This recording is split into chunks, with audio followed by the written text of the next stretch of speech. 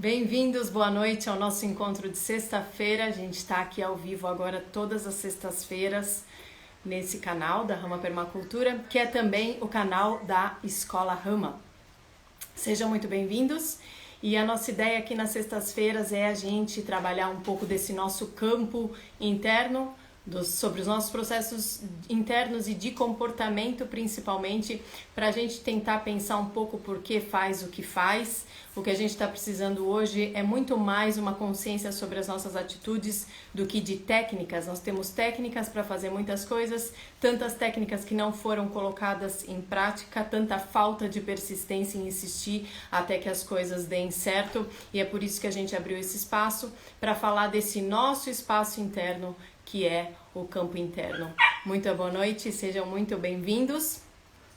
A ideia hoje é a gente falar sobre educação e condicionamentos. Tem várias sugestões de temas para essa nossa sexta-feira. Continuem mandando ideias para a gente poder trazer temas para essa sexta-feira. Então, além do chimarrão às 7 da manhã, às terças e quintas, a gente está aqui às sextas-feiras também às 19 horas. Bem-vindos e boa noite. Boa noite, boa noite, Clélia, Guto, Francine, sejam bem-vindos. A gente vai ter nessas sextas-feiras, como a gente já falou para vocês, a Mari, nossa querida Mari. A gente vai começar.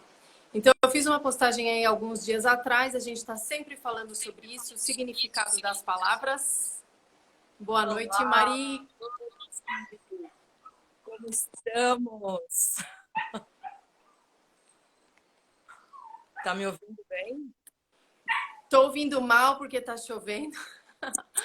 Tá uma chuva forte aqui, então não tô ouvindo muito bem. Mas vamos lá, Mari, muito bem-vinda, muito boa noite.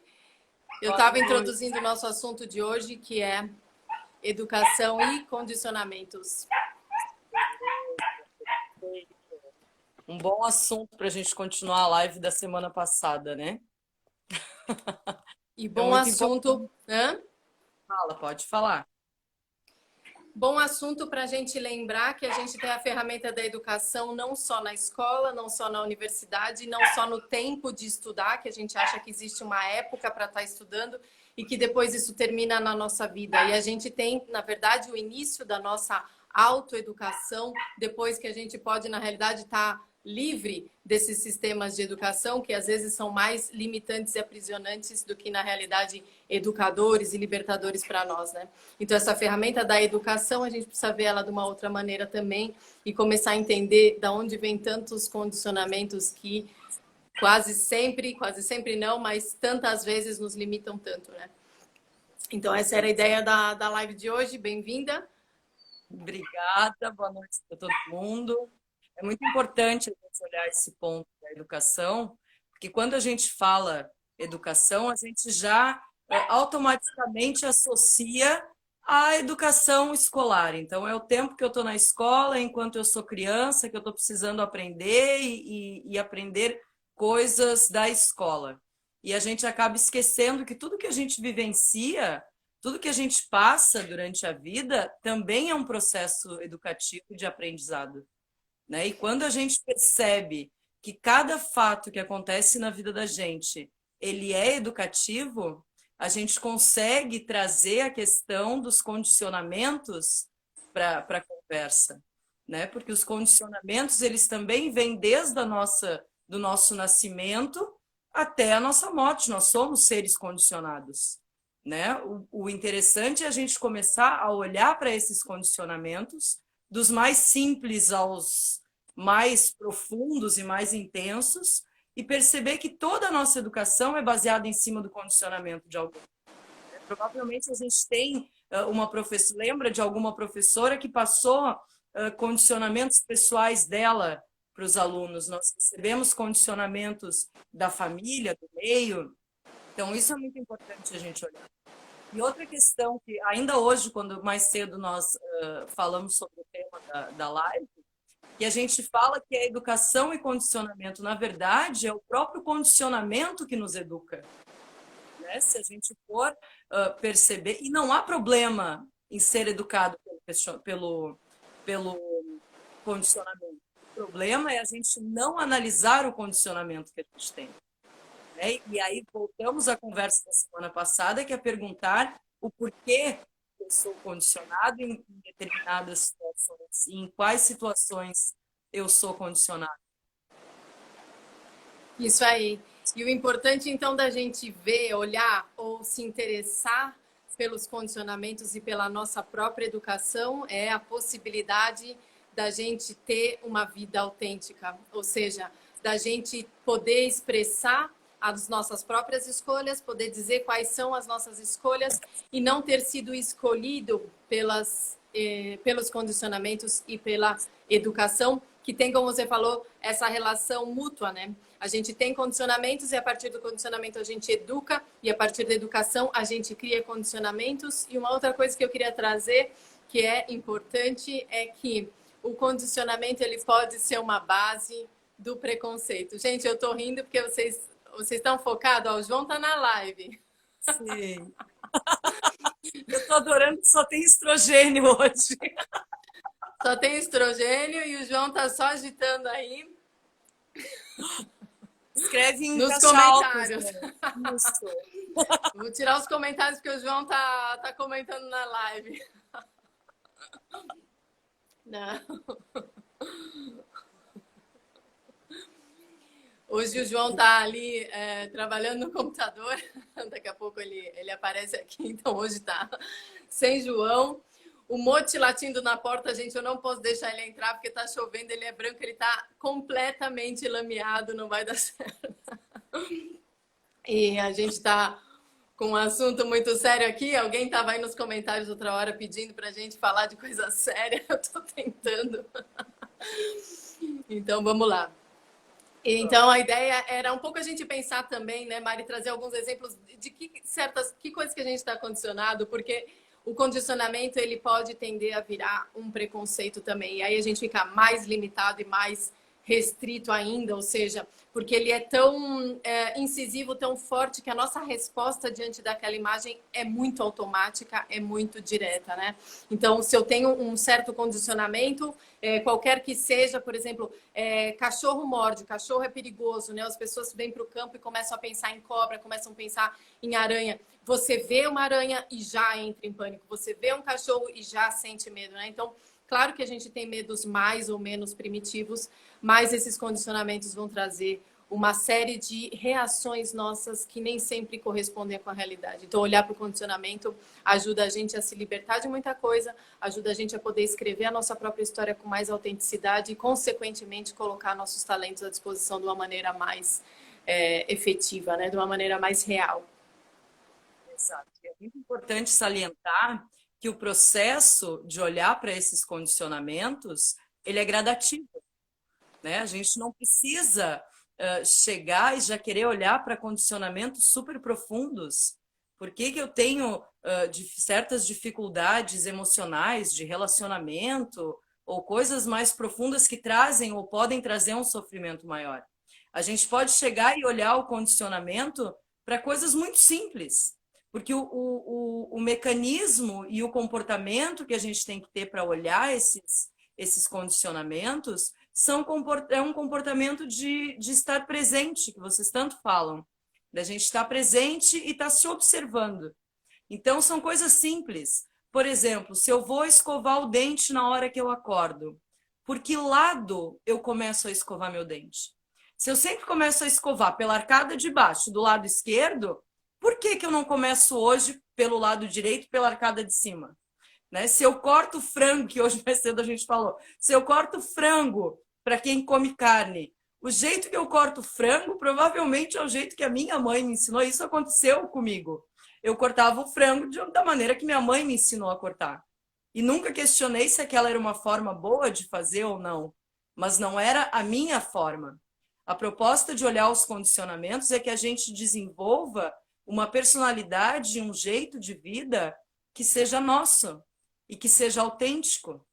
E que em cima desse olhar para esse condicionamento, a gente consiga inventar e formular uma maneira de vida que seja mais autônoma e não repetir comportamentos que normalmente foi a mãe que ensinou, a vizinha que ensinou, a avó da vizinha, a tia da comadre, né? E perceber que são coisas muito simples. Quando a gente fala, por exemplo, eu vou fazer salada de pepino, me diz quantas versões que tem de salada de pepino. Uns pegam o pepino, passam a pontinha do pepino aqui do lado, outro diz que não pode comer a semente, outro tem que cortar em rodelinha. Então, qual é o condicionamento que eu tenho? A salada que eu faço é porque eu gosto de fazer ou porque eu aprendi a fazer dessa forma? Né? Essa do O pepino eu banho, nunca entendi por que que é. Tem gente que diz que pois tira é, acidez. Eu falo assim, eu não sei, é porque minha mãe fazia, é porque minha avó fazia, e você tem que ir lá na mãe, na avó, na tataravó, para ver por que que você faz, né? Porque a gente tem essas correntes, né, Mari, como a gente estava falando, a família traz uma corrente, a família traz uma forma de pensar, de fazer as coisas. Nós somos excelentes imitadores, principalmente nos primeiros anos de vida. Então, de 1 a 5 anos, a gente aprende muito mais de que de 5 a 80, né? A gente apreende e absorve uma quantidade de informações gigantescas. A gente está observando tudo e aprendendo tudo. E a gente vai vendo as coisas serem feitas de uma certa maneira e começa a fazer daquela mesma forma. E é isso que é esse condicionamento inconsciente que a gente tem. E aí a gente pega um pepino e já vai cortar assim, pega o frango e já vai cortar assim. exato. E é muito importante salientar essa época do aprendizado, de quando a gente é da primeira infância até a segunda infância, que a maior parte desses aprendizados, eles são inconscientes. Né? Isso é importante salientar. Então, tem muita coisa que a gente aprende que a gente esquece o porquê que aprendeu aquilo. E normalmente quem nos ensina também esqueceu. Vai perguntar alguém, se alguém souber, por favor, por que a gente passa a pontinha do pepino no pepino para fazer salada, por favor, tire a nossa dúvida, porque é um condicionamento cultural, né? E isso principalmente quando se a gente trata de ginecologia natural, por exemplo, aproveitando que a gente está só com estrogênios aqui hoje, a gente percebe muito isso, né? Os condicionamentos que tanto a mulher quanto o próprio homem carrega, né? Qual a visão que eu tenho da menstruação, por exemplo, do meu ciclo feminino? Eu percebo uma quantidade absurda de condicionamento. E são condicionamentos culturais, sociais, e que independem da mulher, da classe social que eu atendo, tanto faz. Né? Esses condicionamentos, eles estão presentes e a questão é que esses condicionamentos normalmente trazem sofrimento. Né? Por isso que é importante olhar as coisas de uma maneira mais ampla e com um olhar mais presente para essas questões condicionadas que a gente carrega. E Né? E é um expectativas, né, Mari? Então, sim, todo mundo entra aqui, tá? A Rama Permacultura ao vivo, espera ver a Tati e o João, ver só a Tati ou ver só o João, por quê? Tem um condicionamento nesse canal, tem aquele casal que fala, tem aquelas duas pessoas que falam, e muitas vezes essa expectativa também se torna uma exigência. Ou seja, as coisas sempre foram assim e agora elas têm que continuar sendo. A gente em permacultura se depara muito com esse argumento quando a gente traz alguma técnica que não é do costume das pessoas, não é o que elas normalmente fazem. Então elas dizem, não, as coisas não são assim, elas sempre foram de uma outra maneira e agora não podem ser diferentes. E isso vem desse condicionamento, ou seja, de uma educação ou de um condicionamento que trouxe uma educação e aquilo depois tende a ser sustentado quando a gente não tem uma postura de aprendiz e de ouvinte, mas a gente tem mais uma postura da pessoa que busca afirmar o que já sabe. Quando a gente tem uma postura mental onde a gente sempre tenta reafirmar o que já sabe, a gente tende a aprender menos. E a postura de quem tende a afirmar o que já sabe é normalmente o da pessoa mais insegura. E a pessoa que tende a ter uma flexibilidade para aprender é uma pessoa um pouco mais segura, ela não tem tanta necessidade de estar sempre defendendo o que já sabe, mas ela pode, de uma certa maneira, pelo menos escutar alguma outra coisa, alguma outra educação, ou seja, algo que talvez ela possa nutrir, uma nova ideia que talvez ela possa cultivar ou incorporar, e tem mais possibilidades dessa maneira de transformar a própria vida e de recriar a própria vida. sim, e aí nisso a gente entra na questão da zona de conforto, né? Que aí se a gente vai falar sobre o conforto da palavra, que deveria ser zona de desconforto, né? Porque se fosse zona de desconforto, ninguém ficava uma semana, porque bateu lá na cabeça desconforto, Tem. eu quero sair, né? Como é confortável, eu fico mais tempo. E perceber isso, que às vezes o nosso condicionamento nos coloca numa zona de conforto, em que Sim, enquanto eu não olho, eu não me incomodo, eu não entro em conflito e eu não entro em crise. Na claro. verdade, o que a gente tem que modificar é o olhar para a crise, né? A gente tem uma visão de entrar em crise como se isso fosse um horror para o ser humano. Como se a crise de olhar para dentro, ou de olhar diversas questões que nós temos, que essa crise vai nos trazer sofrimento. E, na verdade, é a própria crise, quando bem orientada, quando bem formulada, que é libertadora, né? Então, isso é muito importante, Com olhar certeza. para esse lado, porque quando a gente fala faz esse convite, vamos olhar para os nossos condicionamentos, vamos dizer, mas o que que essas loucas estão pensando? O que que eu quero olhar para o meu condicionamento? Né? Não, não quero.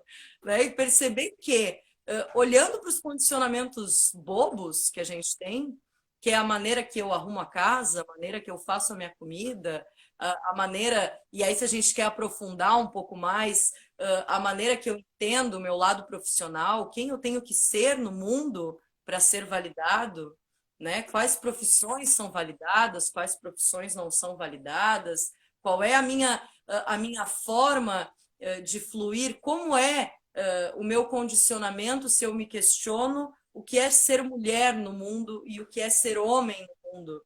Eu tenho um condicionamento normalmente porque nós percebemos que há um determinado tipo de comportamento que é recorrente nas pessoas, né? Então, quando há uma linha de comportamento que é recorrente, é muito interessante a gente olhar, porque normalmente há um condicionamento, Sim. né? E aí dentro, fala. Que aí você chega numa uma questão, a questão da zona de conforto, de desconforto, que todo mundo fala tanto hoje, e eu queria aproveitar um comentário que tem aqui que eu concordo. É excelente ter uma boa rotina. A questão é se a gente construiu essa rotina com as nossas escolhas ou se a gente está sob um condicionamento que a gente não quer. O problema do condicionamento é quando ele está nos restringindo de uma certa maneira ou criando um tipo de pressão que vai contra o que a gente sente que deveria fazer e o que a gente quer fazer. E por que que é um desconforto olhar para os condicionamentos ou pensar em mudar certas coisas, até mesmo quando elas são uma zona de desconforto, como você falou? É uma questão energética. Tudo que a gente vai fazer de diferente nos demove uma energia. Então, eu morei um tempo no Japão. Quando eu cheguei, nada do que eu fazia servia. Não pode pôr a mão no bolso, não pode pôr a mão para trás. Quando vai atravessar a rua, tem que olhar para o outro lado, porque é mão inglesa lá, né? A mão invertida. É... Enfim, uma série de coisas que eu fazia de uma maneira muito espontânea, como atravessar a rua, por exemplo, que você vai entrar para olhar, atravessar a rua, a pessoa que me recebeu falou assim, ó, olha para outro lado para atravessar a rua, porque senão vai morrer atropelado. Era uma questão de sobrevivência. Eu podia morrer atropelada se eu não olhasse para o lado certo. Então, isso demovia muita energia. Eu tinha que estar observando absolutamente tudo que eu fazia. Não dava para ligar o piloto automático para nada, porque para eu pegar o trem, para eu atravessar a rua, para eu fazer qualquer coisa, eu precisava estar atento. Esse estado de atenção, ele pode demandar uma maior energia, principalmente quando a gente está lidando com coisas desconfortáveis, que a gente está fazendo há muito tempo e que por mais que elas nos conduzam para um mau resultado, a gente tem uma certa preguiça, a gente procrastina a mudar. Agora, quando a gente constrói uma rotina que é feita, por exemplo, eu adoro isso, eu adoro acordar, tomar o mate e dar comida para os patos, é uma rotina que eu gosto de ter, a rotina de campo. Só que eu construí isso porque eu nasci na cidade, eu tinha uma situação completamente diferente e que me trazia condicionamentos completamente diferentes. Ou seja, viver na cidade que é bom, viver no campo é ruim. O que você quer? Você vai virar jeca, né? Quando eu queria ir para o campo, agora veio uma mulher aqui na porta, falou assim: ah, então você gosta é do mocó mesmo. Eu falei, moça, eu gosto é do mocó, eu tô aqui no meu mocó. Então você tem uma série de termos e uma série de ideias, né, que podem te condicionar mentalmente e te levar para uma rotina que não é o que você quer viver na sua vida. E esse é o problema. O problema é quando a gente chega num ponto e diz, frustrei, por que que a gente está vivendo isso? Depressão, ansiedade, não sei o quê. Porque eu não criei uma rotina que tem a ver com as minhas escolhas reais, né? Com o que eu realmente tenho vocação para fazer. Sim, aí a gente vai, como o João diz, a reboque das coisas, né? E é muito importante, e eu Aí acho que que a gente tem uma. precisa do desentope vivente, né, João? Ele tá de fone ali, só fica falando de galinha aqui no comentário, não sei o que ele tá falando. Enfim. Bloqueia, bloqueia. E perceber que a gente fala tanto da questão de mudança de hábito, e a gente percebe que normalmente quando as pessoas chegam na permacultura e descobrem a permacultura, ainda há esse movimento de perceber como os hábitos ainda são difíceis de serem largados e como é difícil a gente incorporar uma rotina diferente, mesmo que ainda não tenha ido para o campo. Quando a Sim, gente tem essas questões dos hábitos que são muito arraigados, que a gente não consegue se ver livre deles, é importante esse olhar que a gente propõe para o condicionamento, né? claro. Porque o condicionamento também cria hábitos. E normalmente hábitos que não são vantajosos, que não são agradáveis, que a gente não está feliz com eles.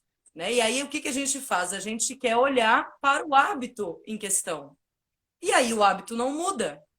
Quando a gente olha para o condicionamento que gerou esse hábito, eu consigo efetivar a mudança e aí sim trocar meu hábito. Sim, Né? E aí trocar por condicionamentos que sejam saudáveis, porque o condicionamento em si não precisa também ser uma. Se ele é questionado, se ele é refletido e se aquilo te faz bem plenamente, ele pode, por exemplo, a gente tomar mate no início do dia para resolver os problemas do mundo, é um condicionamento que a gente tem, né? Mas é um condicionamento prazeroso, introspectivo, filosófico. Por que não? Né? Mas por que às vezes as pessoas não conseguem fazer essa mudança de hábito? Né? Quando a gente pega um hábito que não consegue mudar e mergulha nesse hábito para saber qual é a origem desse hábito, a gente descobre e vai cair provavelmente dentro de um condicionamento. Né? E aí sim há a mudança, quando eu desconstruo o condicionamento, porque quando eu compreendo esse conteúdo, trago ele para a consciência, metade do caminho está andado. Porque aí eu já consigo, claro. toda vez que eu for fazer tal coisa, já me vem aquele estalinho na consciência de, bah, eu faço isso aqui por causa disso, disso e disso.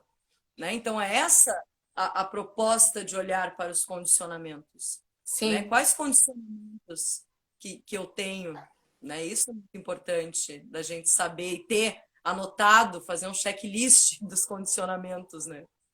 E o limite ou o momento, talvez, da gente realmente investir, ver onde que a gente realmente fala assim, não, preciso fazer uma mudança de hábito, é quando a gente vê que o condicionamento nos escravizou, né? Exato. Então, usando o exemplo do mate, a gente toma o mate, eu que sou paulistana, é fácil ficar sem tomar o mate, se não tiver na realidade um gaúcho do meu lado preparando mate, eu não vou dizer que eu vou lá e vou preparar o mate. Eu tomo mate porque eu tô num contexto que tá tomando mate e eu gosto de tomar o mate. Se eu tiver que ficar sem o mate, eu acho que eu sofro menos. Acho, não, eu tenho certeza. A gente foi quando foi viajar para Tunísia, João perdeu a cuia. Abriu a porta, caiu, sei lá, no meio do deserto, ficou.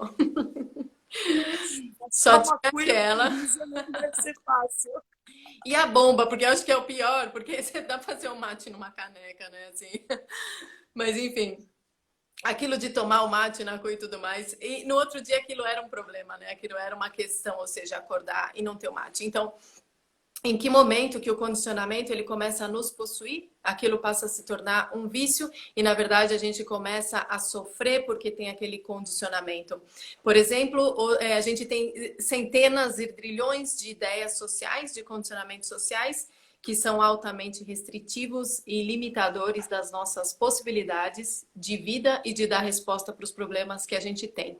Uma coisa muito boba é a aparência, né? Como a gente sempre fala, a aparência da mulher. Então você vai ver uma mulher que raspa o cabelo, ela vai ser 1000 vezes mais questionada. Vão perguntar para elas muito mais vezes. Podem imaginar 10 mil coisas a partir daquilo do que se um homem raspar a cabeça. Por quê? Qual é o condicionamento? Homens podem raspar o cabelo. Aliás, quando eles entram no exército, todos raspam a cabeça, tem que ter a cabeça raspada. Agora, uma mulher, ela tem que ter o cabelo comprido.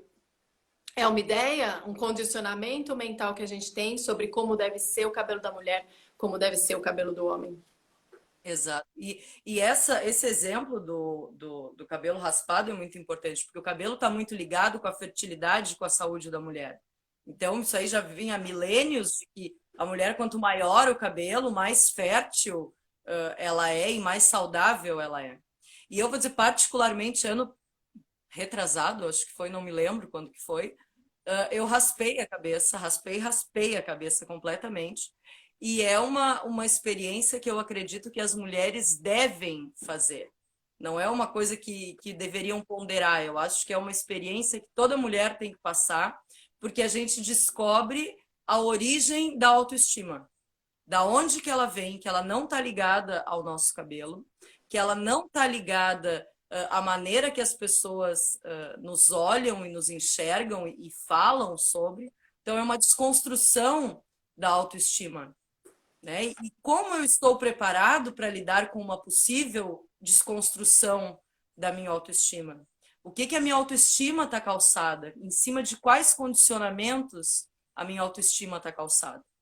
Né? Isso é muito interessante a gente analisar quando fala tanto de raspar o cabelo, como qualquer coisa que a gente queira fazer fora da curva, né? Mas a gente consegue perceber quando sai de dentro de um padrão normativo que a gente possui determinadas aptidões e determinadas qualidades que não é o estereótipo que a sociedade nos traz, né? E isso é muito interessante da gente refletir.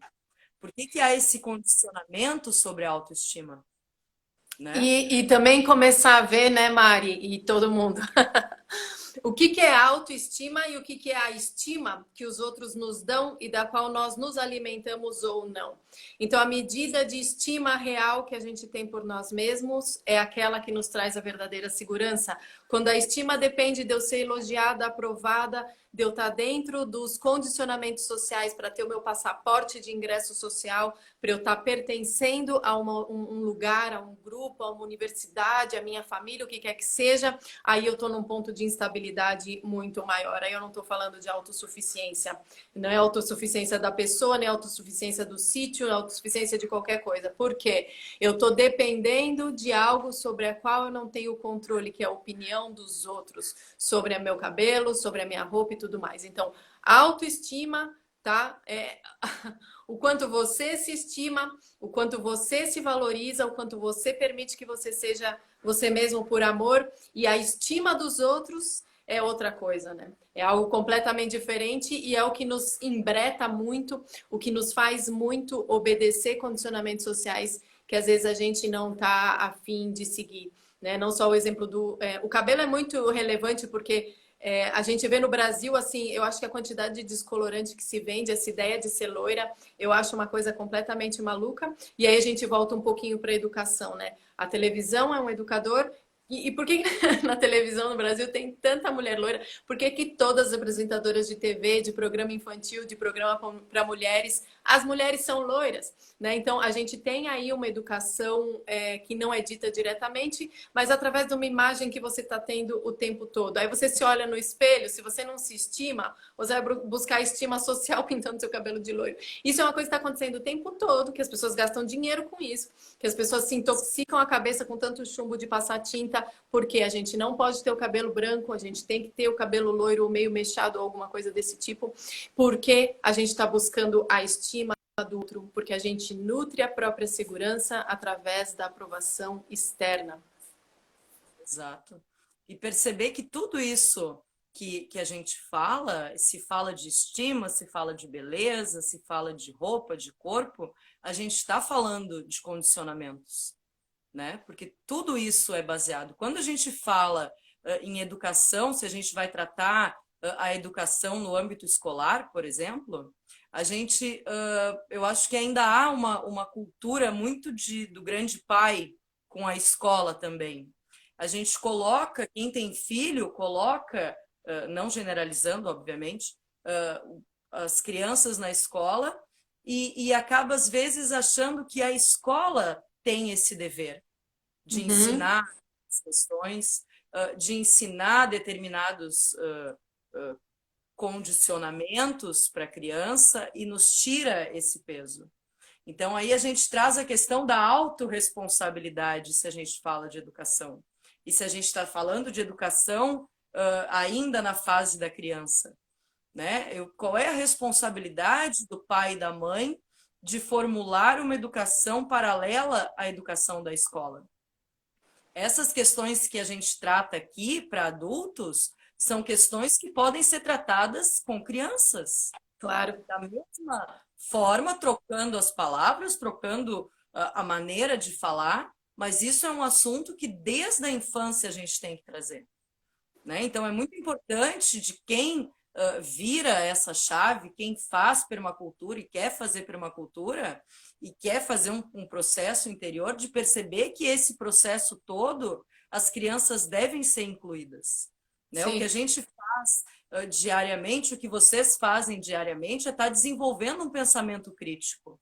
Esse pensamento crítico deveria ser responsabilidade da escola, porém não é. Logo, é nossa responsabilidade, né? Imagina quão mais fácil seria se a gente tivesse tido a oportunidade de ter consciência dessas coisas no início da adolescência, Claro. né? No início da fase que a gente precisa ser aceita, e aí sim faz mais condicionamentos ainda, né? Então Agora a isso é gente tem que pegar esse povo todo adulto a dizer que a água é importante, que a gente tem sim, uma ecologia, que a gente tem toda uma natureza que nos sustenta, né? A gente está passando um processo muito interessante aqui, que eu sempre lembro das meninas, das tuas filhas, que são as crianças que estão ainda num estado um pouco mais puro, um pouco menos corrompido, de um afeto natural pelos animais, uma vontade espontânea de estar na natureza. E elas estão ensinando as famílias, ou seja, os pais que não estavam mais pensando nisso,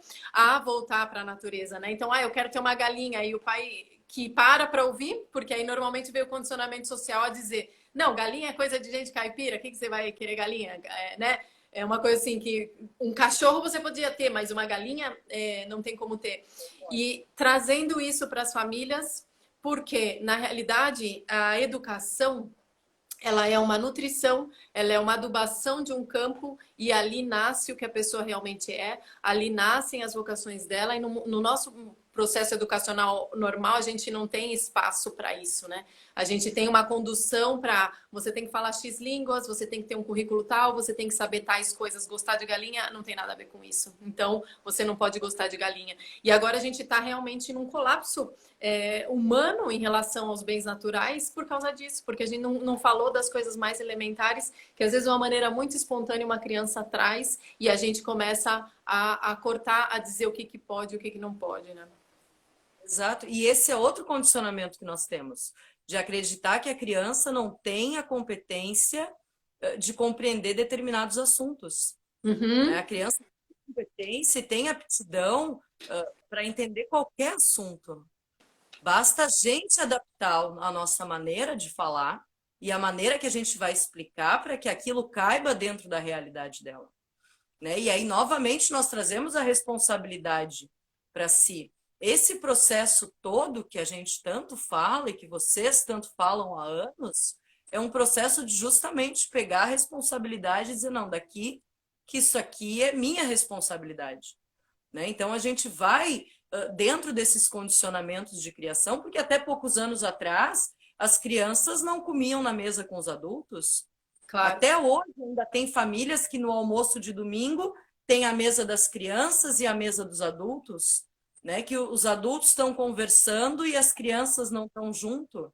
Obviamente tem assuntos que não são para crianças, mas e o movimento do adulto de adaptar aquele assunto para que a criança consiga compreender o que está acontecendo, né? Então nós já viemos condicionados numa criação de filhos que a gente já repete muita coisa de avós, de pais, de escolas, de não muito tempo, porque se a gente for olhar a nossa geração, Na minha escola, o diretor ainda tirava as crianças pela orelha.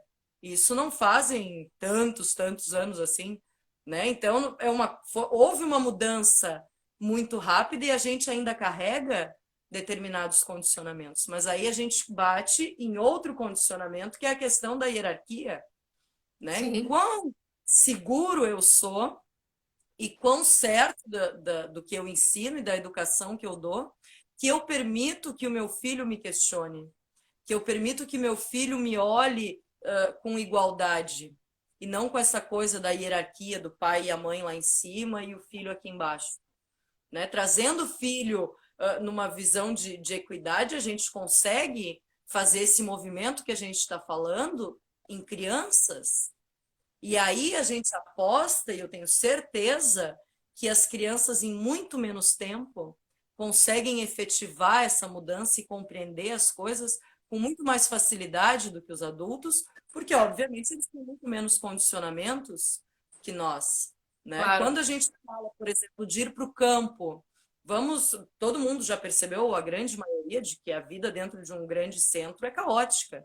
E a gente consegue perceber um sentido na vida quando olha ou para o campo, ou para a praia, ou para um lugar, uma cidade do interior, né? Mas quais são os condicionamentos que batem diretamente nessa percepção que teve e quem teve, né? Isso é muito importante olhar. Normalmente a dificuldade das pessoas de fazer esse movimento para o campo está baseada também em condicionamentos. Claro. E aí a importância da gente olhar para esses condicionamentos, né? Eu não preciso chegar olhando isso, mas qual é a minha visão de trabalho, de sucesso, né? Será que a minha visão de sucesso é ir para o campo, morar numa casa de fardo de palha com reboco de barro?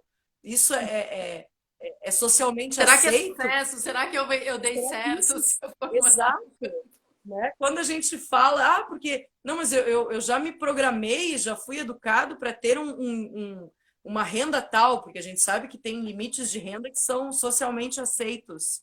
Mas a gente não questiona que quando vai para o campo, a nossa vida, a gente gasta um terço do que gasta numa cidade, Claro. né? E isso, a gente mora na praia, já percebe essa redução absurda do gasto, do condicionamento. E Porque mais a que é de novo um outro, a gente cai essa vala dos condicionamentos. No condicionamento econômico, ou seja, eu vou então validar a minha vida no campo, a minha vida na praia, porque eu provo que ela é economicamente aceitável. Ó, o João vai sair, eu acho, ele vai parar de incomodar aqui, só fala de galinha e posta galinha.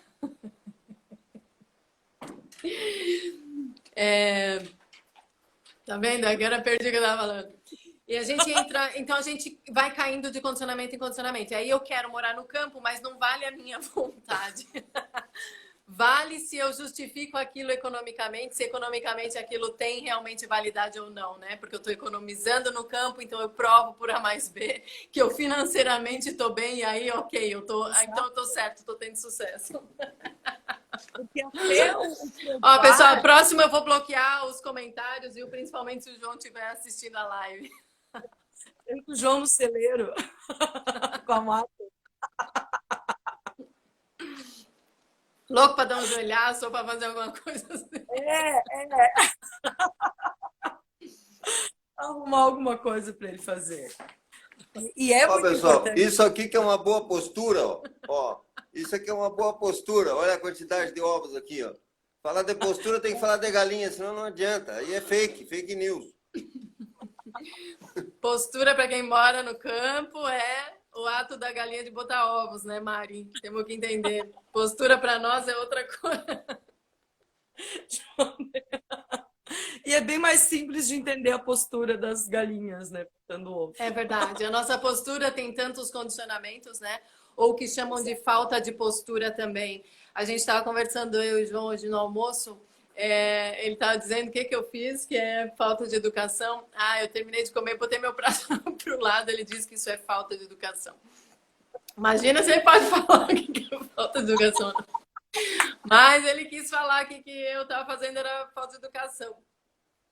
E Tá bom? o que isso pressupõe? Eu acho interessante a gente pensar a forma que a gente se expressa pela fala, né? A gente entende na realidade que se a gente não tem um certo tipo de condução, uns certos condicionamentos dados através da educação, a gente vira um troço, eu não sei, desgovernado, uma coisa que não toma forma, não toma rumo, se a gente não tem uma educação. Realmente a gente precisa nutrir algo, ou seja, educar de alguma maneira os nossos impulsos, essa nossa biologia, essa prematuridade que a gente tem ao nascer, né? Porque a gente olha os animais. Eu estava vendo um vídeo dos gnus, o gnu caiu, saiu do corpo da mãe e começou a correr imediatamente, porque eles estavam começou um leão lá a atacar. Uma coisa impressionante, o ser humano não. Anos a gente fica ali com a mãe, com a família sendo cuidada, até a gente criar esse tipo de, então, educação, um tipo de formação, só que, obviamente, que isso vai trazer valores positivos, valores negativos. E o importante é, então, a gente observar o que está fazendo, estar um pouco mais atento, um pouco mais presente na vida, para reconstruir isso a partir de vontades reais, através de escolhas mais reais, para se libertar um pouco, pelo menos, do que não tem a ver com o que a gente quer fazer. Com o que não diz nada para nossa alma, mas a gente está fazendo porque alguém mandou.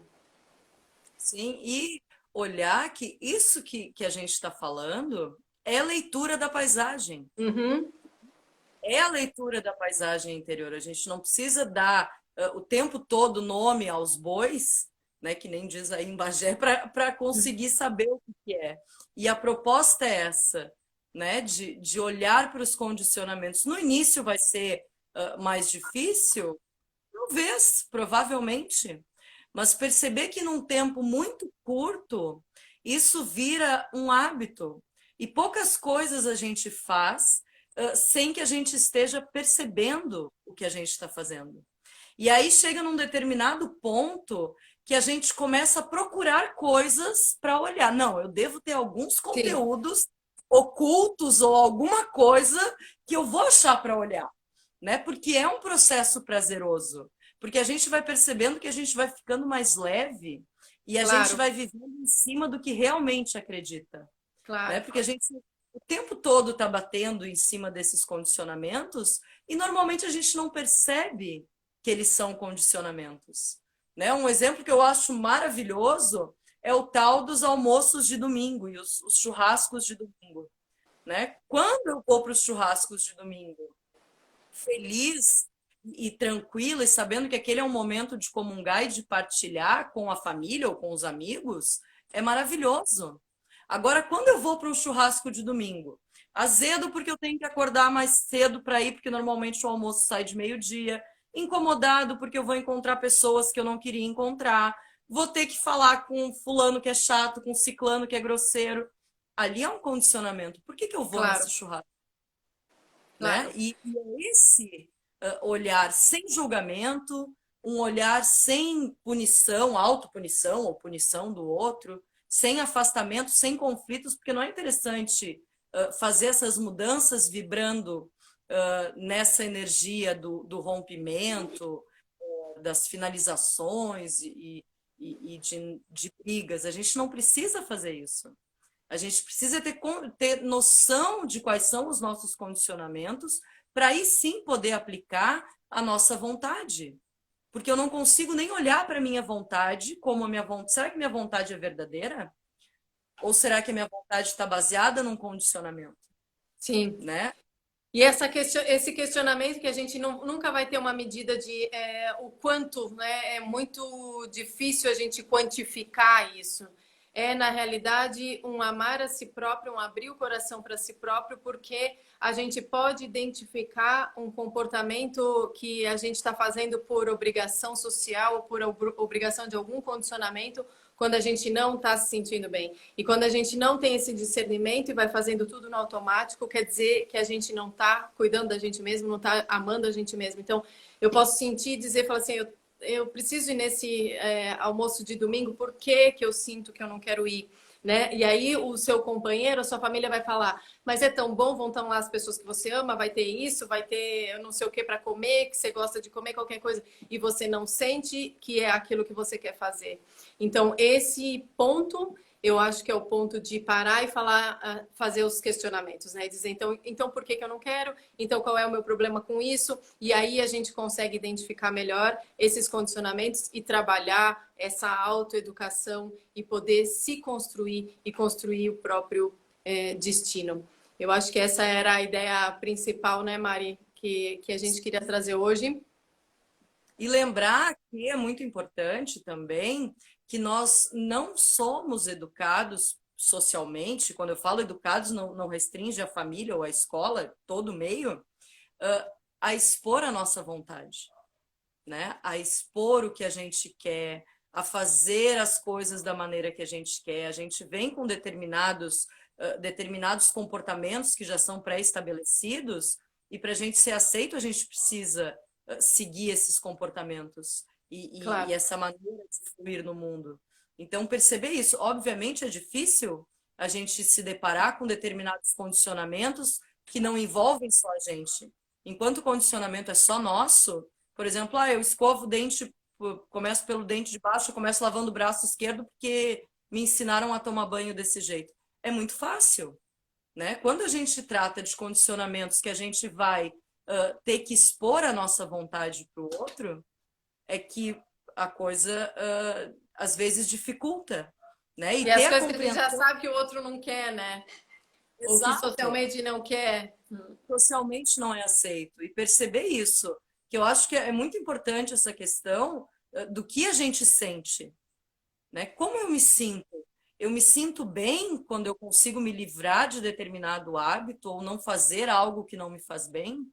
Eu me sinto mais leve, eu me sinto mais tranquilo, me sai um peso, uma ansiedade das costas. A gente é o nosso próprio termômetro do que está fazendo certo. E a gente normalmente negligencia o sentimento que a gente tem e quão vibrando bem eu tô, né? Em função de não se olhar.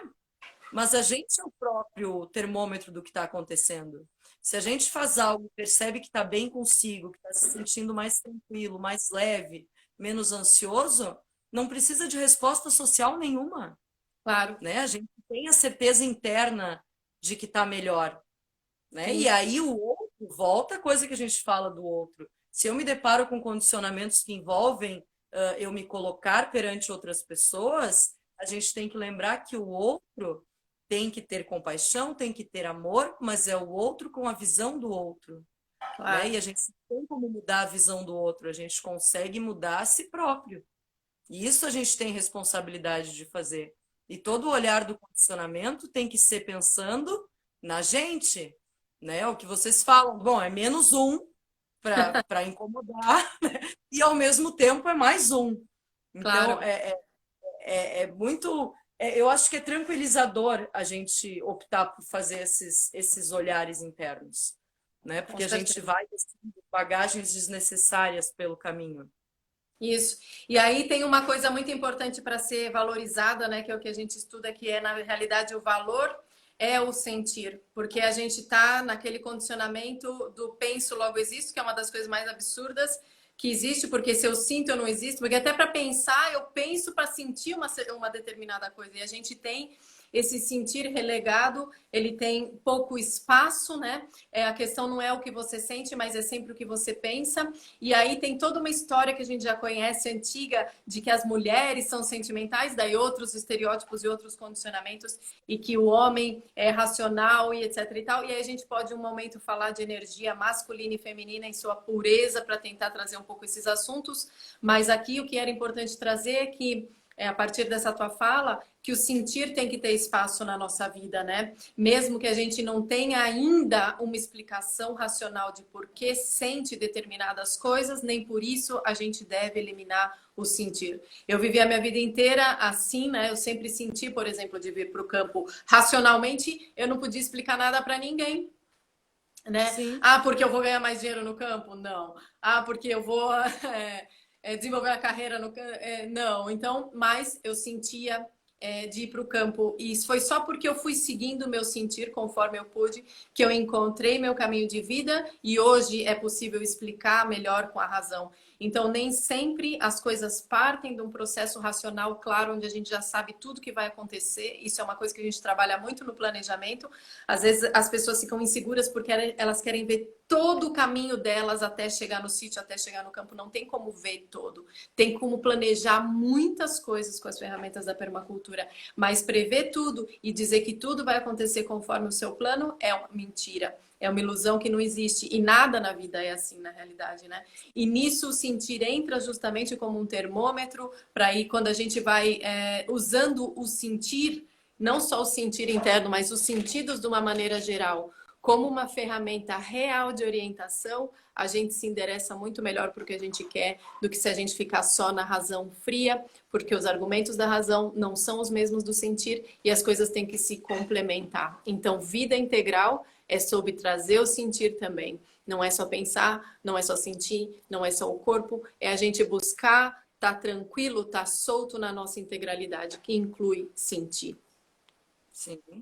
E aí, consequentemente, a gente começa a olhar para o sentir, começa a perceber o intuir também, né? Que é uma função que a gente também não ignora, porque não, é só intuição, para que eu vou dar bola para isso, né? Não tenho nada palpável. Isso é uma superstição, né? Isso aí é coisa de gente que abraça a árvore, que nem eu já ouvi. Somos nós. Deixa. Mas perceber isso, que a gente tem outras coisas. E eu acho uma coisa muito interessante que o Jung traz, que a gente pode aplicar nisso que conversa, são as respostas que o corpo dá para o que acontece, né? Mediante um convite, o meu estômago embrulha, eu fico ansioso quando eu recebo uma ligação, eu sinto o meu coração acelerar. Um frio na espinha, um arrepio na espinha. Exato, e a gente não está falando de intuição, a gente está falando que são conteúdos que estão inconscientes, que te incomodam e que o teu corpo está te sinalizando que acontece isso. Porque racionalmente você não vai ter como explicar. Não vai saber, né? Mas se ao receber uma ligação eu percebo que meu estômago deu aquele nó, ou eu fiquei ansioso, meu coração palpitou, eu tenho que atentar. Que ligação era essa? Quem que me ligava? O que que tinha por trás disso? E isso para tudo, né? Quando eu falo em ir para o campo, se me aperta o estômago, me dá um desespero, vamos olhar o que está acontecendo. Mas se me dá uma sensação de plenitude e tudo mais, por que que eu não vou? Né? E perceber isso, nosso corpo é indicador das coisas que acontecem. Né? E ele está avisando os conteúdos que a gente não está olhando. Então, esse é importante a gente olhar os sinais que o corpo dá, né? Antes que se transforme em doença, né? Em doença, exatamente. Bom, eu queria saber, Mari, se você deixa alguma dica. Eu lembrei de deixar 2 dicas para a gente buscar estar mais presente e tentar observar melhor os condicionamentos, ou seja, o que a gente poderia fazer na prática para tentar se observar melhor em relação aos condicionamentos e promover a autoeducação. Certo. Eu gosto de trabalhar com a escrita terapêutica. Eu acho muito importante pelo fato da gente normalmente se entregar para a escrita. No início nem tanto, obviamente, isso é um hábito que a gente vai criando, mas é um hábito que, a meu ver, é importante porque a gente consegue materializar o que está sentindo, o que percebe, e depois disso olhar o que materializou, ao contrário de um pensamento que ele passou, né? Claro. Então, a minha dica é que percebam, peguem essa semana e façam esse olhar mais presente para as coisas, né? Por que eu faço tudo, qualquer besteira que seja? Eu guardo o ovo aonde na geladeira? Na portinha da geladeira porque tem um bagulhinho para colocar o ovo, ou eu guardo lá dentro? Por que eu guardo lá dentro? Porque me ensinaram ou porque sei lá o quê, né? Tudo, qualquer besteira que for. Quando a gente começa a perceber esses condicionamentos bobos, que não são bobos, que a gente tem, e aonde que vem? Eu guardo o ovo aqui porque minha avó guardava, né? Ou, eu começo a limpar a casa sempre pelo quarto. Por quê? Aí eu vou lembrar da minha mãe limpando a casa. Minha mãe limpa pelo quarto. Eu gosto de limpar pelo quarto ou eu prefiro limpar pelo banheiro primeiro? Né? Esses pensamentos todos, eles não vão fazer grandes mudanças na vida da gente e não traz um desconforto emocional grande, mas ele nos ensina a dinâmica de olhar para os condicionamentos. Né? Quem consegue já ir para condicionamentos mais profundos, por que eu enxergo a vida de tal forma, o que é ser mulher para mim, o que é ser mulher na minha família, o que é ser homem na minha família, o que eu entendo sobre trabalho, sobre todos esses questionamentos que normalmente a gente faz, ou que passa despercebido, e anotar, não precisa anotar em texto, quem não quiser, anota palavras-chave para perceber que daqui a um tempo, se a gente fala, vamos olhar o que a gente escreveu lá na segunda live, vocês já conseguirem perceber que já houve uma mudança no comportamento, que conforme vocês forem adentrando dentro desse processo, também há uma mudança nesse pensamento. E quando a gente escreve, a gente, além de materializar no universo a percepção que a gente teve, que a escrita é muito importante para essa materialização, não só de coisas boas, mas para a gente conseguir perceber o que está acontecendo.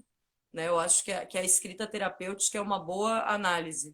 E tem uma monja que nós conhecemos há muitos anos que ela defendia muito a questão do auto-olhar, e ela dizia o seguinte: quando nós começamos a fazer o auto-olhar, nós despertamos um samurai interno.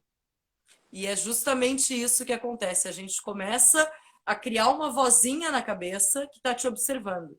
Olha como tu foi grosseiro com a fulano do caixa. Olha como tu foi antipático com o teu vizinho. Né? Essas coisinhas todas. E a proposta é justamente essa, olhar para essas coisas bobas que a gente faz no dia a dia, para daí sim a gente começar a, conforme vai criando esse mecanismo, naturalmente as coisas vão aparecendo na mente da gente, né? Porque esses conteúdos querem vir para a consciência, querem serem de referência, né? Boa dica, com certeza. A fala é um processo muito importante, né? Tanto que todo processo terapêutico, não todo, mas uma das bases do processo terapêutico é a fala. Através da fala a gente se organiza. Tem um estudo muito interessante que fala como o hip hop resgatou pessoas em uma condição difícil, financeira e tudo mais, porque eles elaboravam as coisas através da fala, escrevendo as músicas e falando e cantando as músicas. E isso é uma dica muito legal, porque a fala é um veículo muito importante de elaboração dos nossos conteúdos. Então, se a gente escreve, ou se a gente conversa, ou se a gente de alguma maneira trabalha com a fala, é muito importante. Essa coisa da superexistência veio para mim nisso, né? Que veio... A gente aprende na escola que plantar o próprio alimento é subsistência. Olha a loucura que é isso, é uma loucura total. E aí, quando falaram isso para mim, na hora que a pessoa me falou, aquilo caiu mal, né? Aquilo eu senti assim, por causa da fala e do prefixo sub, eu digo, não, mas não é uma existência abaixo, né? Você plantar o seu alimento é uma existência acima. Então, daí que eu falei assim, não, moço, eu não estou fazendo horta de subsistência, estou fazendo uma horta de superexistência, né? O meu alimento é altamente vitalizado, ele é orgânico. Eu me sinto super aqui nessa horta e eu vejo que quando eu como, isso tudo é super. Então, eu acho uma dica bem legal essa. O João está incomodando aí, perguntando se é para escrever de caneta ou com lápis. Não vou nem responder com o que ele pode escrever. Escrevam como quiserem, né, Mari? Exato. Escrevam alguma coisa. Isso é muito importante, escrever algum pensamento que vem. E eu tenho duas dicas, duas dicas, que eu acho muito legal, que eu pratico isso. É a gente pegar uma semana e fazer uma coisa completamente diferente do que a gente sempre faz, né? Isso aí, eu escovo os dentes pelo lado de cá. Eu, por exemplo, eu sou canhota, eu uso a mão esquerda, então eu passo uma semana inteira tentando fazer as coisas com a mão direita, né? Isso é uma coisa interessante. Você vê na realidade quantas coisas estavam tão simples na sua vida porque você estava usando o que você já tem habilidade para usar. Mas quantas coisas você não desenvolveu porque você não fez de uma maneira diferente. Então é um exercício interessante de fazer. E uma outra coisa que eu estou buscando fazer, porque a gente tem muitas atividades diferentes, né? Fora, no computador se faz várias coisas diferentes e tudo mais, é respirar 5 minutos, podem ser os 5 minutos mais longos da vida. Quando você tenta respirar 5 minutos, pode pôr no computador, no Bem celular, pode inspirado. apertar. Quando for mudar de uma atividade para outra. Então, por exemplo, tá no computador escrevendo, e fala assim, bom, agora eu vou fazer uma pipoca. Aí você respira por 5 minutos. Vai levar horas para passar, quem não conseguir faz por 3. Mas qual a importância disso? Primeiro, não começar a se perder na tal da rotina, ver se a rotina realmente está encaixada. Porque o que acontece? Se você parar entre uma ação e outra, você vai ver que talvez você está fazendo 150 mil ações fragmentadas durante o dia. Um pouco você escreve, um pouco você vai lá, um pouco lá, um pouco você pensa numa coisa, outra. Isso tem a ver com a escrita também, né? Se você fizer isso a partir da escrita, você vai ver como a sua mente fica pulando. E se a gente não bota um foco, se a gente não bota um propósito no nosso dia, nem que seja durante o tempo que eu estou escrevendo, vou passar 2 horas escrevendo, vou passar 2 horas escrevendo. Aí eu vou mudar de atividade, 5 minutos respirando para mudar de atividade. Isso traz um estado de observação muito interessante, que depois são passos para a gente ir para um estado de concentração maior e de meditação mais profunda. Então, é interessante fazer isso.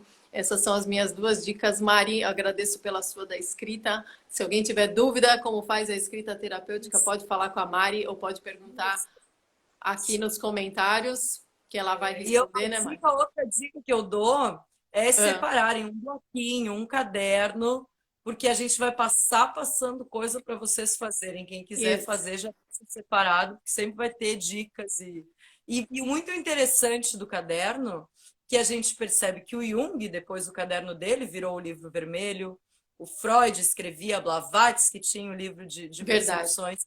Então, esse hábito de escrever que nós perdemos, que a gente ainda é de uma geração que ainda fazia agenda, fazia diário, e essas coisas que a gente perde, porque hoje o nosso diário é a rede social, e perceber que esse momento é muito importante. Mas às vezes eu tenho percepções durante o dia que podem ser anotadas e devem ser anotadas. Porque às vezes eu me dou conta de coisas impressionantes e passa. Agora, se eu tivesse um caderno, um bloquinho, um pedaço de papel perto, eu anotava. Claro. Né? É fundamental. Isso é muito importante a gente ter.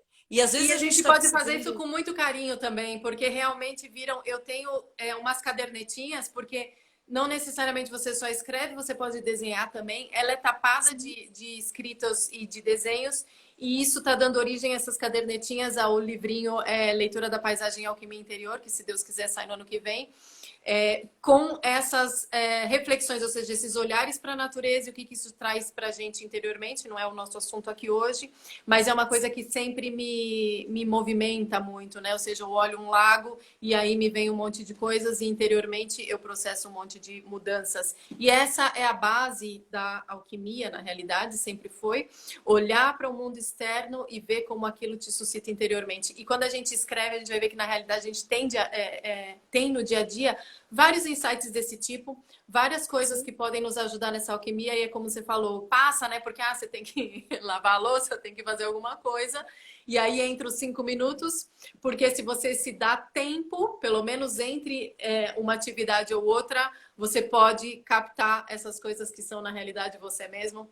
E você mesmo poder escrever você mesmo num livro e você poder manifestar você mesmo na sua própria vida, né? Isso é que é o importante. E a escrita terapêutica, o escrever é muito importante porque, e eu acho que facilita muito, eu percebo isso nos processos terapêuticos que eu faço, que facilita muito, porque tu já tem ali algo materializado que tu tá ligado. Bom, eu preciso escrever no caderninho. Logo tu já sabe o que escrever. Logo a tua cabeça já funciona procurando esses condicionamentos, porque o teu caderninho tá ali do lado. Né? Então, e aí a gente também é interessante, porque depois a gente vê as pessoas pegando o caderninho e diz assim, nossa, mas eu tive esse pensamento tão incrível. E aí começa a pegar gosto, aí começa a anotar sonho, né? Aí anotou uma frase que viu e achou bonita, em vez de salvar na coleção do Instagram, escreve, né? É um hábito que a gente escreveu, né? E alguém falou aqui, Mário, desapego das amigas, né? Tá dizendo aí como funciona a escrita terapêutica, a Mari já explicou, depois ela responde para vocês de novo nos comentários, que a gente já vai encerrar também. Mas ela disse ali que acha difícil escrever porque é difícil se expressar. Isso é uma coisa importante, porque é justamente porque a gente não escreve que a gente fica indefinido com os nossos sentires e os nossos pensamentos, e essa indefinição é que cria a nossa dificuldade em expressar as coisas no mundo, justamente porque a gente não define, né? Então já está provado que mais de 80% das pessoas não se realizam na vida simplesmente porque não definiram o que queriam, não disseram com clareza para si próprias, para o seu diarinho, depois para o seu companheiro, para a sua família e para o mundo o que queriam fazer. Eu quero ir para o campo? Não, eu quero ser terapeuta, eu quero fazer tal coisa. Porque não se ouviram, né? Não deram um espaço num caderninho para escrever o que sentem. Então, no começo pode ser difícil expressar, mas você pode ir lá escrever uma palavra. Aí você pode ir lá escrever meia frase. Você pode ir lá escrever uma coisa toda errada, porque é uma conversa sua com você, ninguém vai ler, ninguém vai te julgar, não é para ninguém, é para você mesmo. E é isso que faz a diferença, que você cria um relacionamento com você mesmo, porque a pessoa com quem você vai passar mais tempo na sua vida é você mesmo. Então, se você não cria um relacionamento bom com isso, se você não se nutre, ou seja, não se autoeduca, o que tá fazendo aqui, né? Tá só na inércia do que o condicionamento social falou para você ser. Mas quem tiver dúvida pode me chamar no privado que eu respondo. Digo como é que faz. Daqui a pouco faço uns posts essa semana para explicar como é que funciona a escrita terapêutica. Eu passo para a Tati, ela posta e a gente vai fazer. Tem como fazer, não precisa ser lindo, não precisa ser maravilhoso. Se o pensamento está bagunçado, a escrita vai ser bagunçada. Se eu tenho dúvidas sobre a questão, a escrita vai ser duvidosa. E a proposta é justamente essa, e depois rever essas escritas e escrever novamente, né? E perceber isso que a gente é escritor e protagonista da nossa história. E não tem problema, porque não é para ninguém ler, não precisa ser bonito, não precisa ter letra bonita, e a letra vai sair bagunçada, quanto mais bagunçado e às for vezes o sai com conteúdo. raiva e tudo bem. Raiva, tudo certo. Claro. E a gente nota isso. A E letra ódio. vai ficar horrorosa quando o conteúdo não nos agrada, e a letra vai ficar linda quando a gente tem percepções de amor e de completude. E é justamente isso, a gente tem que olhar até para a letra, mas aí outra hora eu explico como é que a gente vai Depois, olhando. então, vamos fazer uma live, Mari, a escrita terapêutica, para falar mais desse assunto, porque é uma técnica muito legal da gente incorporar no dia a dia e que todo mundo merece dar para si próprio esse espaço. Deem também um espaço de respiração entre uma atividade e outra, para poder se observar melhor e se oportunizem fazer algo diferente na semana que vem. Na semana que vem eu vou só tomar sopa do Pai José. Já falei aqui como que é essa sopa. É uma sopa detox. Ela é 3 semanas, eu vou fazer só uma semana. Do livrinho da Sônia Hirsch, deixa sair semana que vem. É só sopa do Pai José, sai da rotina alimentar, isso é importante também para a gente conhecer o nosso corpo, mas aí com o tempo a gente vai trazendo mais desses elementos, dessas ferramentas que a gente pode lançar mão, né, Mari, para viver melhor. No fim das contas, é o que a gente quer. Tem muita coisa, né? E aí depois a gente vai, a gente pode ter várias terapias naturais e óleos e chás e funções que a gente pode auxiliar dentro desse processo de olhar para dentro. Então, uma empurradinha para ajudar, mas isso a gente vai passando aos pouquinhos. Beleza. Mari, obrigado por mais esse encontro. Terça-feira a gente está aqui com o chimarrão. Se Deus quiser, não na outra semana, talvez na próxima, a gente vai ter de novo as lives de Tirar Dúvidas. E na sexta que vem, às 19 horas, a gente está aqui. Tragam sugestões, né, de assuntos e de coisas. Na verdade, eu e a Mari, a gente tem um conteúdo para ir compartilhando com vocês, que tem a ver com essa leitura da paisagem e a alquimia interior, esse trabalho no campo interno. Então, fiquem ligados aí, a live fica gravada. Qualquer dúvida, a Mari está de plantão aí, só da 1 da tarde às 3 da tarde. Que hora que é o plantão? Mas, enfim, vai achar tempo na agenda dela para responder a gente. Isso. Chama que eu respondo. Né? Então, um beijo. Segura na mão e vambora. Lógico. Então tá. Beijo no João, na bicharada toda. Até sexta que vem. Tchau para todo mundo. Beijo, pessoal. Boa noite e até a próxima. Bom final de semana.